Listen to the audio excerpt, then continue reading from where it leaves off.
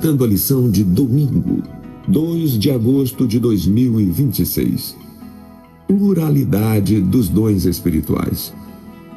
O apóstolo Paulo, ao escrever em 1 Coríntios 12, enfatiza o assunto dos dons espirituais e sua pluralidade, muitos dons diferentes, mas dados pelo Espírito Santo.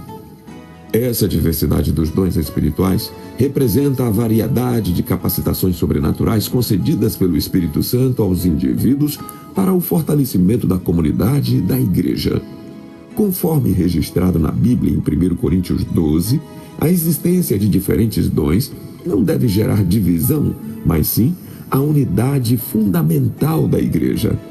O texto sagrado enfatiza que, embora os dons sejam distintos, a fonte divina permanece a mesma. As 3 categorias principais dos dons, como está em 1 Coríntios 12, foram organizadas pelos teólogos em 3 grupos específicos, baseados na sua manifestação, e são eles: primeiro, dons de revelação. Concedem percepção espiritual e entendimento sobrenatural sobre situações e têm direcionamento divino para decisões complexas.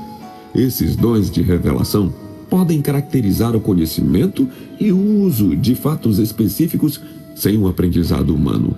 Podemos ver isso nas línguas faladas no Pentecostes.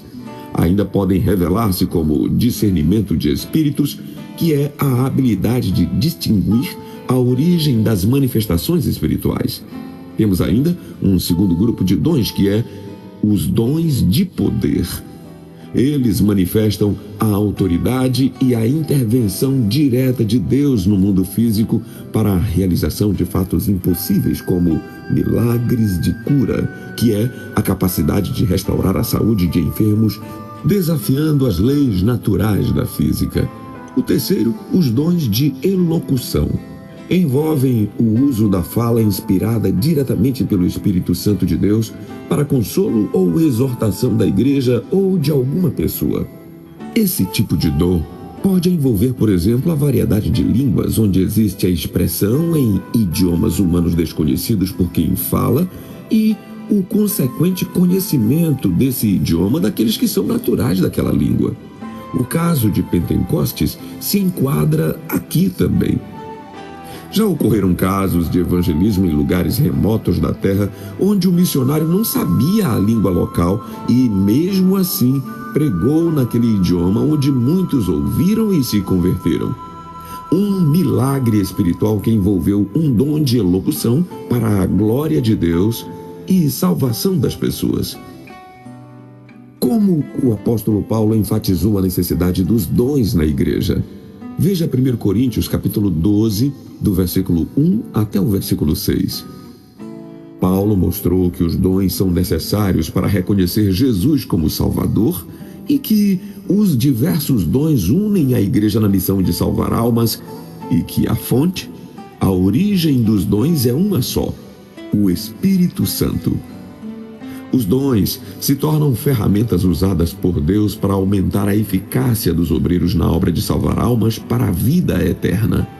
O Espírito Santo concede os dons e capacita os crentes para servirem na igreja de forma individual, mas com o propósito de beneficiar a igreja como um todo, promovendo a unidade da fé em todos. Luiz Tarísio foi um músico conceituado, mas foi encontrado morto certa manhã em sua casa. Vivia pobremente, com pouco conforto, mas tinha uma mania: colecionar violinos. Foram encontrados num quarto da casa 246 violinos caríssimos. O mais valioso de todos era um Stradivarius de 147 anos. Tarísio sabia tocar todos os seus instrumentos, mas se escondia de todos, privando os outros da bela música que poderiam ouvir.